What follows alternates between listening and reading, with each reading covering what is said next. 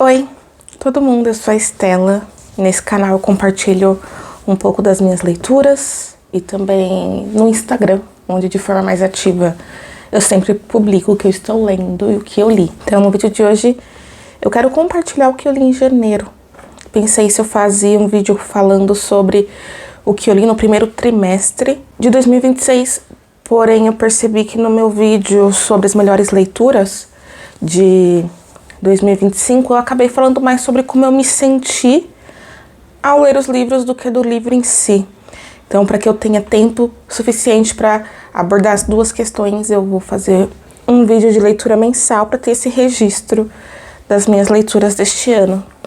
Um ano que eu estou lendo bastante, então eu estou com o meu Reading Journal, onde eu vou consultar as leituras que eu fiz em janeiro. Então, janeiro geralmente é um mês que eu leio bastante, né? Mas neste ano foi uma média normal que eu tenho de leitura. O primeiro livro que eu li esse ano foi O Exorcismo da Minha Melhor Amiga. Então, eu quis um livro mais leve para começar o ano. Eu tava um pouco abalada pelas minhas leituras de dezembro, que foram bem fortes. Então, eu quis começar com um livro que estava encalhado há muito tempo no meu Kindle. Eu comprei o e-book em Encha meu Kindle de tipo 2021, por aí. Fazia tempo que ele estava encalhado no meu Kindle, por isso que eu resolvi desencalhá-lo com uma leitura mais leve, né? Um livro que conta a história de duas amigas e que uma delas é possuída. Essa narradora começa a falar sobre as mudanças que ela nota nessa amiga. Como ela vai percebendo que a amiga vai intoxicando as amigas ao redor, então fazendo algumas coisas para malefício delas. Por exemplo, tem uma situação em que uma das meninas tá tentando emagrecer, alguma coisa assim. Então que essa amiga como uma tênia, uma lombriga, alguma coisa assim. E ela de fato emagrece, né? Mas tem em certo momento uma cena meio gore, assim, dela vomitando essa tênia e a tênia saindo, uma tênia gigante. Então essa amiga começa a fazer algumas maldades ali para as colegas ao redor, né? São adolescentes. E essa narradora, que é muito próxima, ela vai atrás de informações para saber como tirar esse demônio do corpo da amiga. Ela encontra uma pessoa que a ajuda a fazer o exorcismo da melhor amiga dela, como o título conta, então não é spoiler. Eu achei uma leitura bem leve, assim, uma leitura de uma tarde. Eu fiquei interessada por outros livros do autor. Tem bem, assim, estilo roteiro de filme. Foi uma leitura divertida de se fazer uma vez na vida. Depois eu li um livro chamado Pequena Coreografia do Adeus. Então, em janeiro, com episódios de insônia, eu acabei lendo livros inteiros enquanto esperava dormir. E um deles foi A Pequena Coreografia do Adeus, da Aline Bem. Foi meu primeiro livro da Aline Bem. Eu estava querendo ler lá há bastante tempo, assim. Muitas pessoas diziam sobre como ela fazia uma prosa poética, como ela inovava na forma, além do conteúdo, como ela investia na forma dos seus livros, e isso me interessa bastante. Então, meu primeiro livro dela foi Pequena Coreografia do Adeus, que me fisgou desde a página 1. Eu encontrei nesse livro uma série de questões de identificação e uma série de questões de discussões importantes que eu gosto de ler em livros. Então, a forma como ela junta a questão da dança, né, que também faz parte da vida da autora. Mais tarde eu acabei pesquisando como ela junta a questão da dança, da coreografia, como diz o título, com a vida da personagem. É assim, muito bem feito. É um livro muito bem pensado, bem costuradinho, em que eu sinceramente vejo a forma e o conteúdo se conectando. Uma das coisas que eu menos gosto em livros que tentam inovar na forma é como às vezes isso fica separado do conteúdo. E não é o caso deste livro. Eu adorei a escrita da Aline Bem. Conta a história então dessa criança. Ela tem mommy issues e ela vai desenvolvendo a relação com os pais ao longo do livro. Há um divórcio entre os pais dela, então ela vai desenvolvendo a relação dela com a mãe. Além disso, a relação dela com ela mesma, que eu acho que foi a parte que eu mais gostei, assim, do livro. E desde a infância ela vai crescendo, então vai mostrando a vida dela na fase adulta, o que que ela fez com os traumas que ela tem na infância, o que que ela fez com o que a vida ofereceu para ela, né? Então, é um livro que eu gostei bastante, do início, do meio, do fim, assim, é um livro que você engole de uma vez e demora dias para digerir. Então, eu recomendo muito esse livro. 5 estrelas, esqueci de falar do anterior, foi 3 estrelas, uma leitura média. Eu uso o sistema de estrelas para configurar a avaliação de livros, mas eu penso mais ou menos assim. 5 estrelas quando eu não mudaria nada no livro, quando eu gostei de tudo, quando eu quero reler, porque eu releio livros com frequência, então 5 estrelas é o tipo de livro que eu gosto de revisitar e que eu gostei dele por inteiro. 4 estrelas é quando alguma coisa me incomodou no livro a ponto de eu não achar que o livro inteiro me agradou, né? Então, a grande maioria do livro me agrada, mas alguma coisa me incomodou, alguma coisa eu não gostei, alguma coisa me faz com que eu não queira relê-lo. 3 estrelas é um livro bom, ok, nada de especial. 2 estrelas é um livro que não é bom, mas que alguma coisa me fez lê-lo até o final, que não é de todo mal. E 1 estrela eu dou para os livros que eu não gostei nada, mas que eu li até o final, né? Porque eu abandono livros, então aqueles livros que seriam 0 estrelas não existem na minha classificação porque eu abandono. Então essa é mais ou menos a classificação que eu uso. Então, O Exorcismo da Minha Melhor Amiga foi um livro 3 estrelas. Um livro bom e só. Já Pequena Coreografia do Adeus é um livro 5 estrelas, eu não mudaria nada. Não se tornou um favorito, mas é um livro que com certeza eu releria. Então, eu fico meio viciada nas autoras e quero ler tudo que elas publicam. Foi o que aconteceu com a Aline Bay. Em seguida, eu já li O Peso do Pássaro Morto. Na noite seguinte também, eu li em uma noite. A Aline Bay tem essa questão que a história, ela te coloca dentro, né? Eu não sei se eu fui clara, mas a Aline, ela coloca você junto da costura que ela faz ali no livro, né? Ela deixa tudo costuradinho e ela coloca você ali no meio. Então você fica embalado na história de forma que você vai tomando os goles daquele livro, e quando você vê, você terminou. Como eu falei, apesar da digestão ser mais demorada, né? Eu até me arrepio aqui de pensar o quanto esse livro, O Peso do Pássaro Morto, conversou comigo nos dias seguintes. Então, foi um livro que ficou comigo por bastante tempo, assim como A Pequena Coreografia do Adeus. O Peso do Pássaro Morto, eu acho que é um pouco mais pesado. Assim, eu não recomendo para todo mundo, tem alguns gatilhos envolvendo violência sexual. Então, o livro começa assim, né? Já com essa violência, e vai contar as consequências disso ao longo da vida dessa personagem. Uma vida com bastante peso das coisas que aconteceram, e mesmo assim, novamente, como a Aline conta, o que as pessoas fizeram com os caquinhos que deixaram dela, né? Como que as pessoas, essas personagens, né? Eu li os 3 livros publicados dela, são todas personagens femininas, né, as protagonistas, como elas juntaram esses caquinhos do que as pessoas fizeram dela, o que elas fizeram de si mesmas com o que as pessoas fizeram com elas. Então, eu acho muito bacana como ela conta as histórias dela. Novamente, O Peso do Pássaro Morto, ela tem essa forma bem Aline Bay de contar a história, e essa forma com que o formato da escrita, com que a estrutura da narrativa se conecta com a história em si, com a ficção. Então, é uma coisa muito bem feita, assim, digna de prêmios, como eu acredito que ela tenha ganhado. O Peso do Pássaro Morto vai contar, então, a história dessa personagem que sofre uma violência sexual e a vida dela a partir daí. Então, ela engravida fruto dessa violência sexual que ela sofre. Então, ela, uma criança oriunda de um trauma, o que ela faz com isso, como que ela cria essa criança, qual que é a conexão, a relação que ela tem com essa criança que vem nesse momento nada oportuno, como que ela leva a vida dela de forma a se isolar, se retrair em vista à sociedade, como que ela encontra a figura materna não no filho, mas em um outro personagem que aparece depois nessa história, e como que...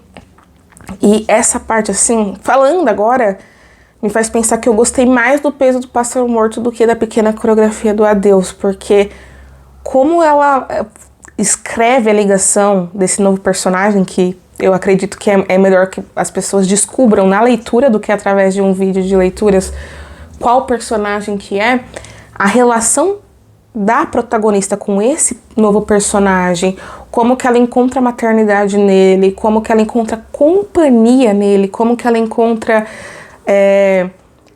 pertencimento nesse personagem, e como toda essa relação que ela tem com ele traz uma dependência emocional para ela, né?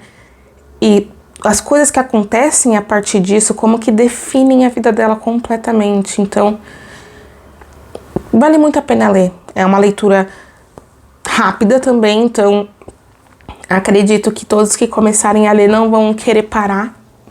Tem essa questão da Aline que você quer saber o que vai acontecer, mas além disso, ser engolida pela história, fica difícil você sair dela, né? Então, foram leituras que eu peguei, os dois, eu peguei para ler antes de dormir, para tentar embalar no sono, e teve o efeito contrário. Não me arrependo das horas de sono perdidas com a Aline Bay. O Peso do Pássaro Morto claramente foi um livro 5 estrelas, um livro que eu vou reler quando estiver preparada. Agora que eu sei do peso dele, eu vou tomar muito cuidado na hora da releitura, porque esse livro ficou ali no estômago, sendo digerido por dias e dias e dias. Então, definitivamente a Aline Bay não é uma autora para você fazer uma leitura leve, né? Ao contrário lá do Exorcismo da Minha Melhor Amiga, a Aline Bay, você precisa ter cuidado e consciência de que você vai ler uma coisa pesada. O quarto livro que eu li em janeiro foi A Obscena Senhora D, da Hilda Hilst. E assim, eu gosto muito da Hilda, né? Há livros dela que eu quero reler e ler de novo e reler de novo, assim. Então, só que essa Obscena Senhora D, depois da leitura, que eu praticamente, eu vou falar a verdade, eu não reconheci a Hilda na leitura. Era uma Hilda muito diferente do que eu estava acostumada a ler. Então, eu fiquei meio assim... Tipo, eu peguei uma Hilda, porque eu queria ler Hilda, e não era Hilda o que eu tava lendo. Então, eu fui pesquisar, vi uma entrevista dela em que ela dizia que ela escreveu isso quase como um ataque às editoras, às publicações, porque ela dizia que não estavam se lendo livro bom, que as pessoas não queriam ler boa literatura, e ela escreveu uma resposta para isso. Não que a Obscena Senhora D não seja boa literatura, mas ela fala como que ela quis ousar e ser obscena mesmo nesse livro, falar, toma o que vocês querem, né? Ela diz algo como, é um dedo do meio que ela dá ali para as edições. Então, a Obscena Senhora D realmente foge do que eu tô acostumada a ler da Hilda. E eu devo dizer que eu não sou uma pessoa muito conservadora, mas eu achei o livro obsceno demais. Até pra mim, assim, eu fico imaginando as pessoas da época lendo, né, o escândalo que foi, como a gente está acostumado com uma literatura, e a Hilda publica a Obscena Senhora D, é um susto que a gente leva, cada página eu levava um susto, eu falava, mas não é o tipo de literatura que eu tô acostumada a ler, a consumir, e não é o tipo de literatura que a Hilda costuma me entregar. Então eu devo dizer que minha falta de preparo para a leitura, e a culpa disso é somente minha e não da autora, ela me pegou em cheio e interferiu diretamente na minha experiência de leitura, né? No ponto que eu atribuí ao livro 2 estrelas, porque é um livro que eu quis ler até o final. Eu encontro muitas estruturas ali ótimas, né, da autora, como uma autora experiente, que ela já era na época da publicação, mas que não é do meu gosto, né? O tipo de livro que eu não escolheria para ler. Definitivamente eu peguei porque é mais um livro da Hilda que eu ia ler, mas não é o tipo de livro que eu estava esperando ler, assim. Então foi falta de preparo meu que interferiu completamente na leitura do livro. Conta a história desta mulher já mais velha, que ela fica viúva. Não entendi bem se era de um marido ou se era de um amante, mas ela fica viúva ali do seu parceiro. E ela começa a ser tipo a vizinha maluca, a vizinha pelada, a vizinha que fala palavrão, que xinga. E essa mulher, ela tem um fluxo da consciência ali, ela vai pensando em coisas e ela vai dizendo de formas obscenas as coisas assim. Então, não é puritanismo meu quando eu digo que é obsceno demais até pra mim. É o tipo de leitura que eu levava um susto a cada coisa. Eu falava, meu Deus, eu não tava esperando por isso. E eu acho que esse foi o problema. Eu não estava esperando por isso. Eu gostaria de realizar a leitura novamente em outro momento com uma pessoa que...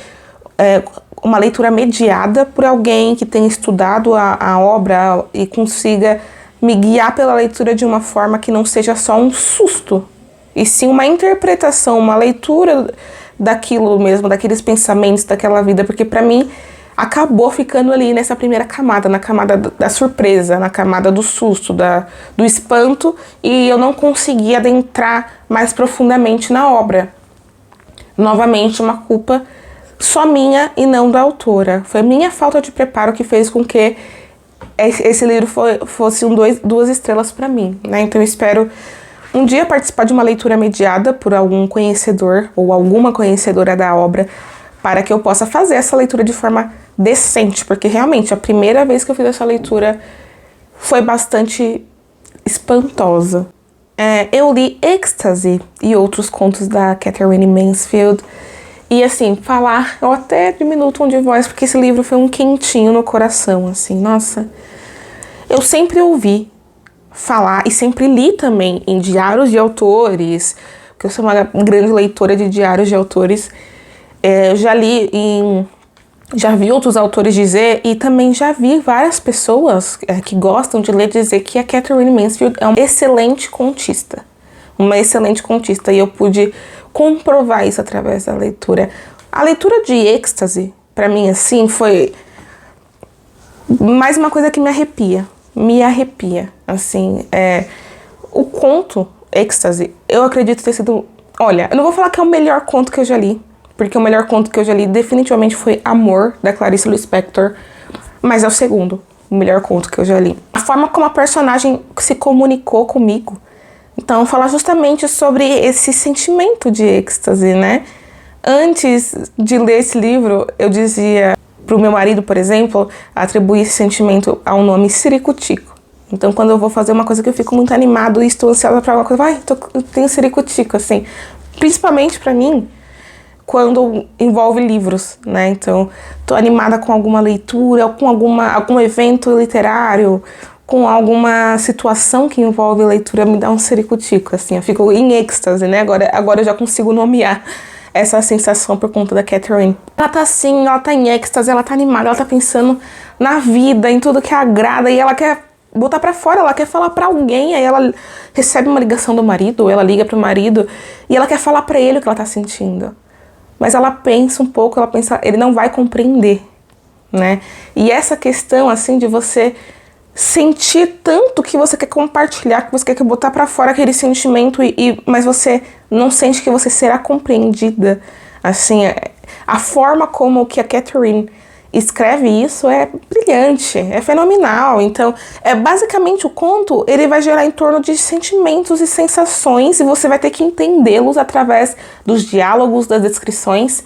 Você vai ter que ir pegando, assim, interpretando, porque não vai ter um narrador dizendo: a personagem estava sentindo tal coisa, por conta de tal coisa, e aí ela sentiu que não podia compartilhar por conta disso. Não é mastigado, é tudo, você vai interpretando pelo que ela diz, o que é narrado, pelos diálogos, pelo cenário, você vai entendendo esses sentimentos, essas sensações, assim. Então, é uma leitura que você tem que fazer com calma, não é, eu vou pegar esse livro mais curto para ler rapidinho, você vai perder muita coisa, principalmente com esse conto, né? Porque o livro Ecstasy e Outros Contos é um livro que tem mais de um conto, né, da Katherine.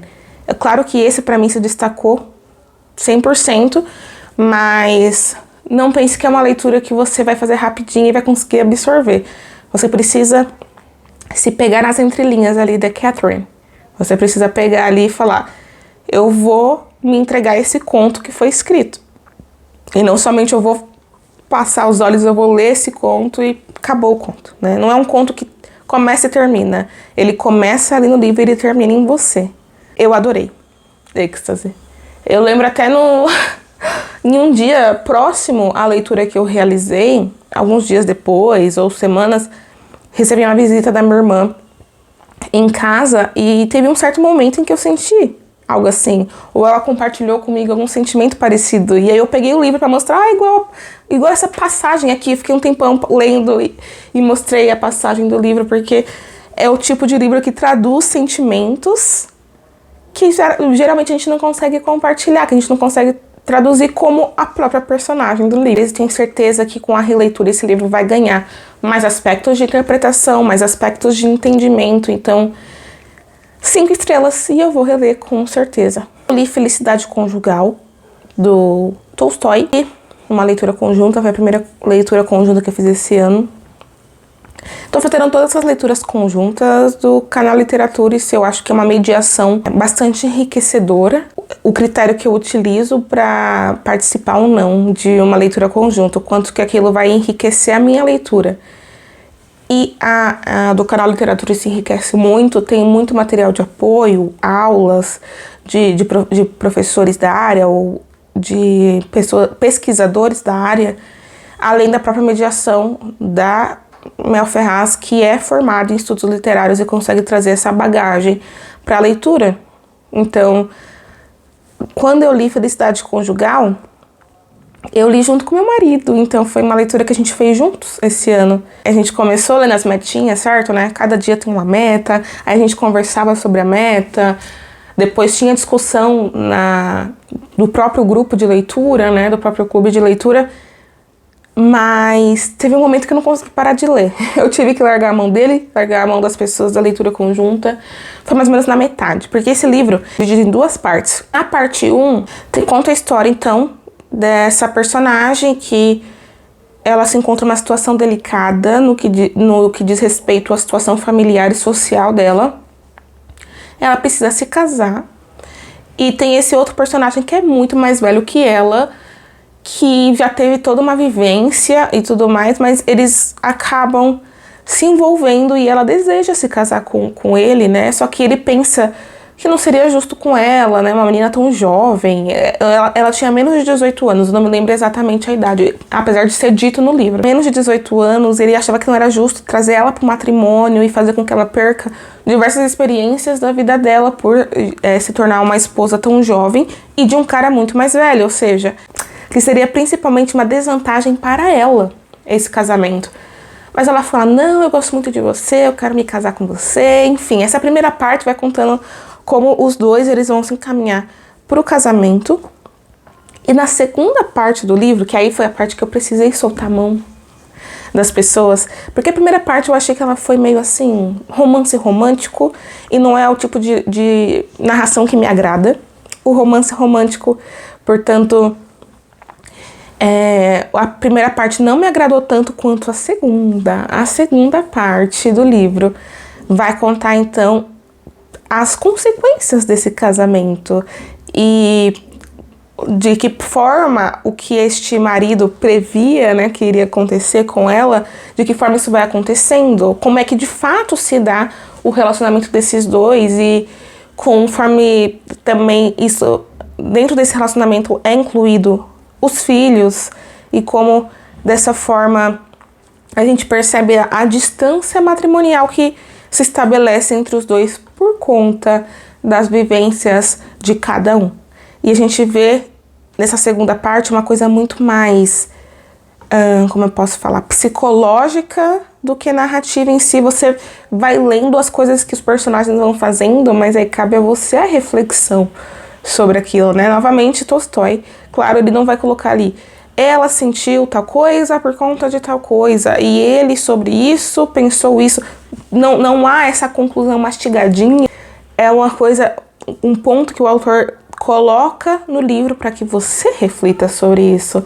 E nesse aspecto, ter realizado a leitura em uma leitura conjunta foi muito enriquecedor, porque a gente pôde compartilhar as reflexões do que ocorreu. E ter lido com o meu marido também foi muito enriquecedor, porque eu pude compartilhar com ele e ele comigo o que a gente leu, o que a gente entendeu daquela situação. E aí você vai trocando figurinhas, né? Eu não tinha pensado assim. E eu consigo juntar com o que eu entendi. Então, a costura da leitura, ela se fez de forma coletiva e não individual. Então, é um livro que eu atribuí 4 estrelas. Não acho que eu vou reler, eu acho que a leitura em conjunto tornou a leitura tão especial, mas é um livro muito bom, apesar da primeira parte para mim ter sido um pouco mais arrastada. O saldo final do livro é muito positivo. Depois eu li O Meu Pé de Laranja Lima, e eu falo em voz baixa porque eu quase me arrependo de ter realizado essa leitura. Muitas pessoas me diziam que esse livro era triste, mas quem está mais acostumado com leituras tristes do que eu? Uma leitora de desgraceiras. Eu leio com muita frequência livros tristes e não imaginava que eu fosse ficar tão triste com um livro infantil ou infanto-juvenil como eu fiquei. E o que me pegou, basicamente, nesse livro é que o protagonista tem 5 anos de idade. E as coisas que ocorrem com ele, as injustiças que ocorrem com ele, a história dele foi me pegando assim, porque eu tenho um sobrinho de 5 anos de idade, que é o amor da minha vida, que é tudo pra mim. Então, quando eu ia descrevendo, eu ficava pensando como uma criança de 5 anos tá passando por isso. Porque eu vejo meu sobrinho com 5 anos e as experiências que ele tem, que eu não desejo que ele tenha, e vejo esse personagem de 5 anos passando por coisas terríveis, né? Então, ele tem ali uma família que não tem paciência com ele. Ele é, devo dizer, maltratado pela família, porque a violência física e psicológica que ele sofre ali configura maus tratos. A ponto de que ele desgosta de si mesmo. Em certo ponto do livro, ele começa a pensar em acabar com sua vida. Então, uma criança de 5 anos passando por isso é terrível. É terrível imaginar meu sobrinho de 5 anos tendo que lidar com essas coisas. Impossível uma pessoa que tenha noção de como que é uma criança de 5 anos ler isso sem sofrer vividamente, lucidamente o que está acontecendo. Então não é um livro só triste. É um livro que te deixa triste. Então, nossa, eu ia lendo as passagens assim.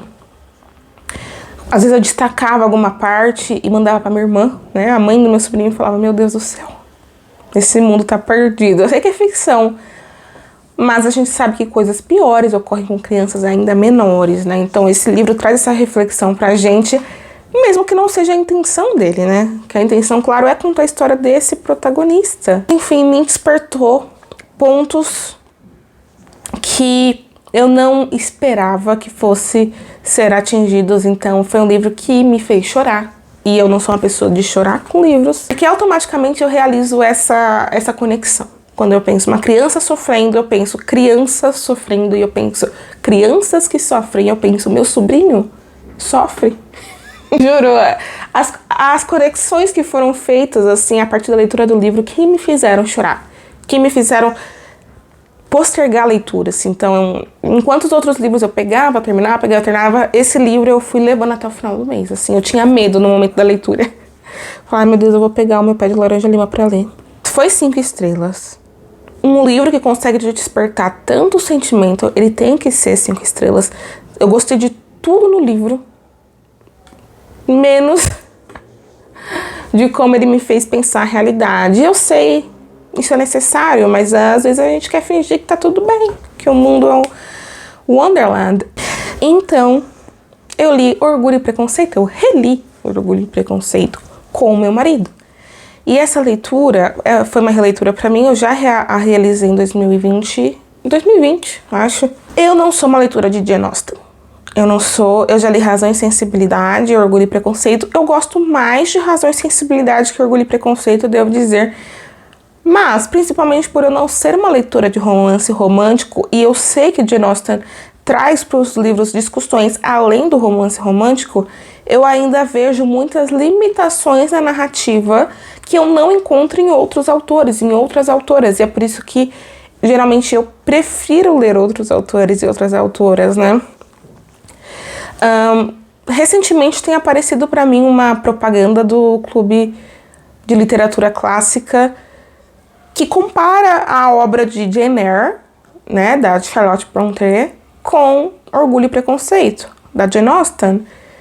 E é uma comparação que para mim tá muito clara. Eu prefiro 1000 vezes ler Jane Eyre, mesmo sendo ali, vamos supor, autoras do mesmo tempo, autoras que vão contar histórias com contextos sociais parecidos, mas eu vejo na Jane Eyre, por exemplo, na narração de Jane Eyre, um contexto com muito mais discussões do que em Orgulho e Preconceito.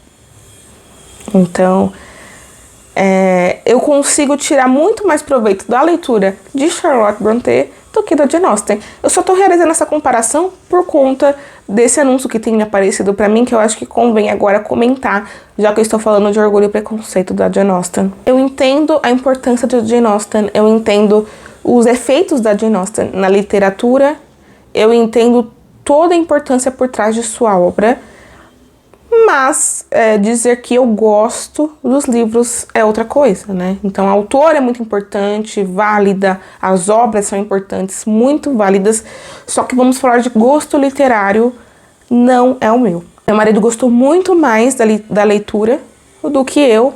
Eu atribuo 3 estrelas novamente. Dei 3 estrelas a primeira vez que eu li, 3 estrelas a segunda vez que eu li. É um livro bom e só, pra mim, tá? Eu entendo completamente o porquê ele é tão gostado, simplesmente não comunicou comigo as discussões que o livro tem. Eu acho que não preciso falar da sinopse de Orgulho e Preconceito, né? Então, o 9º livro que eu li em janeiro foi Ressuscitar Mamutes. Um livro sobre memória e passagem do tempo, eu diria. Ressuscitar Mamutes é um livro contemporâneo que vai partir de uma discussão. Minha formação, além de letras, eu sou formada em física também, então tenho alguns conhecimentos científicos de que eu vejo a questão principal do livro não como uma coisa muito nova, né? A questão de pegarem DNA de animais e espécies que já foram extintos e tentar trazê-los de novo à vida não é uma coisa muito recente na ciência e, assim, devo dizer também não 100% possível. Eu entendo que gera um espanto quando se lê sobre isso, né? Pensa, meu Deus, vão trazer os mamutes de volta à vida. Mas não é bem assim, né? Não é bem assim que a ciência funciona. Ela pega essa premissa, né? Essa notícia que ela leu em algum lugar e ela traz para discussão, né? A história de uma família em que uma pessoa morre e a protagonista começa a ficcionar sobre a vida dessa pessoa. O que teria sido se ela não tivesse morrido? Né? Se eu pudesse trazê-la à vida como estão tentando fazer com os mamutes, né? Se eu pudesse realizar isso com essa pessoa. Tipo, ela morreu com tal idade, mas se ela pudesse estar em vida, com 30 anos ela teria feito tal coisa, com 40 anos ela teria feito tal coisa, com 50 anos a gente teria feito tal coisa. Então começa-se a ficcionar sobre a vida que não vai existir dessa pessoa, né? Então é linda essa premissa, inovadora, diria. Super premiado o livro também, só que eu achei razoável a discussão.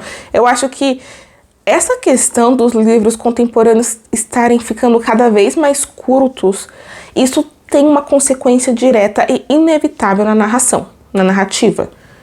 Você acaba não se aprofundando na discussão. As coisas faltam quando você não tem tempo de contar a história.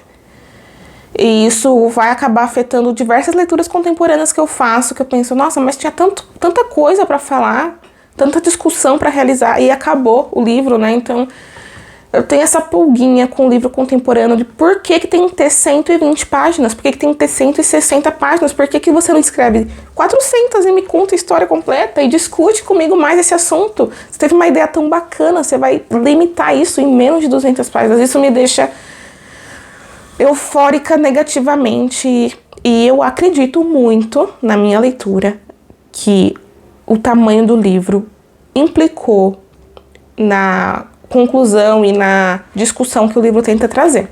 negativamente. O último livro que eu li em janeiro foi Mulher de Pouca Fé. E foi o melhor livro que eu li em janeiro. O último livro que eu li foi o melhor. Eu não vou pegar esses livros, eles estão ali bonitinhos na estante, né? Eu vou deixar a capinha com a informação do autor, tradução quando aplicável, aqui no vídeo, mas é um livro da Simone Campos. A Simone Campos é uma mulher adulta, né? Que ela teve o diagnóstico de autismo tardio na vida dela. Além disso, ela tem uma experiência de crescer em volta de religião e de igreja neopentecostal, se eu não me engano. Ela traz nesse livro, Mulher de Pouca Fé, uma junção das duas coisas de uma forma brilhante. Como que é a experiência que ela teve crescendo nesse contexto, com as pessoas envolvidas, com as reflexões envolvidas com o diagnóstico tardio de autismo. E a parte de que o diagnóstico foi tardio é muito relevante, tá? Eu não vou falar para a história porque é a vida real dela. E não sobre a vida real dela, né? Para toda autista diagnosticada tardiamente. É um livro que se comunicou diretamente comigo. Diretamente. Então, eu acredito que é uma leitura muito válida, não só para quem é autista, mas para todas as pessoas. E principalmente para as pessoas que não são autistas. É necessário compreender o autismo, é necessário compreender as implicações do autismo na vida de uma pessoa, porque principalmente numa época em que a gente vê o absurdo que ocorreu recentemente no Roda Viva, de um profissional desmerecendo o diagnóstico nível de suporte 1, dizendo que é uma forma das pessoas procurarem benefícios através desse diagnóstico, como se todos os autistas usufruíssem de benefício. Não é a realidade, como se também o diagnóstico de autismo tem sido realizado não porque a forma de diagnosticar melhorou, né? Porque as pessoas começaram a ser vistas com as suas particularidades, não somente serem excluídas da sociedade, como costumava acontecer, mas partir de um ponto de que o autismo, ele é uma forma de conseguir benefício. Autistas e pessoas que entendem de autismo sabem que o autismo é tudo menos um benefício para a vida de alguém. Então, uma coisa que você não consegue curar, não é nenhuma doença para ser curada, sendo tratado como um capricho por profissionais em um ambiente tão relevante como Roda Viva. É uma coisa que é muito desprezível, para não dizer outra coisa. E, por outro lado, você ter livros como Mulher de Pouca Fé, da Simone Campos, que discute outro ponto, um ponto muito importante, os prejuízos que o autismo traz na vida de uma pessoa.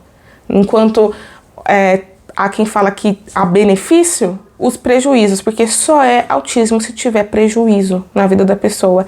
E são muitos prejuízos. Então, a Simone vai falar como que isso afetou na adolescência, como que isso afetou na vida adulta, no seu trabalho, quanto isso basicamente escolhe como a pessoa vai trabalhar, né? Você tem uma série de limitações, uma série de suportes que você necessita, que você vai ter que escolher dentro daquele espectro. O que eu posso fazer aqui, né?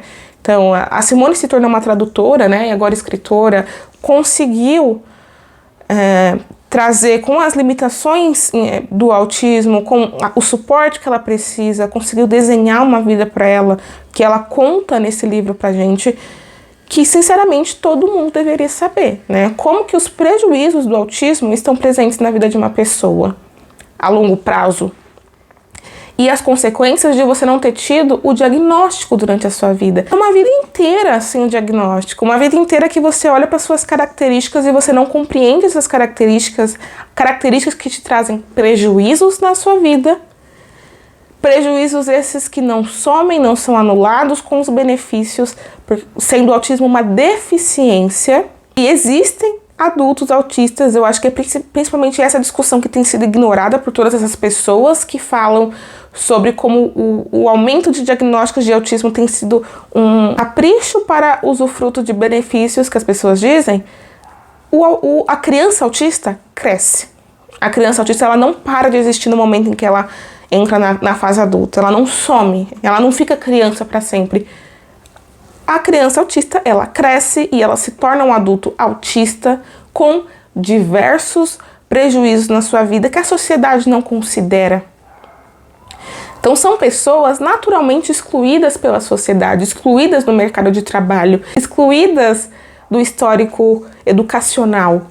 São pessoas que vão ter qualquer tipo de vivência na sua vida não justificado por nenhum benefício. Benefício qual, né?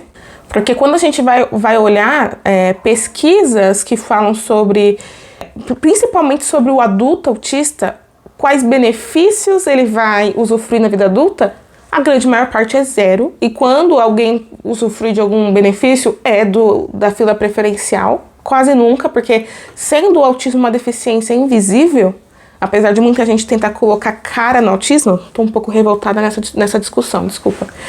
Apesar de muitas pessoas tentarem colocar cara no autismo, né? Falando que algumas pessoas têm ou não têm cara de autista, o autismo é uma deficiência invisível.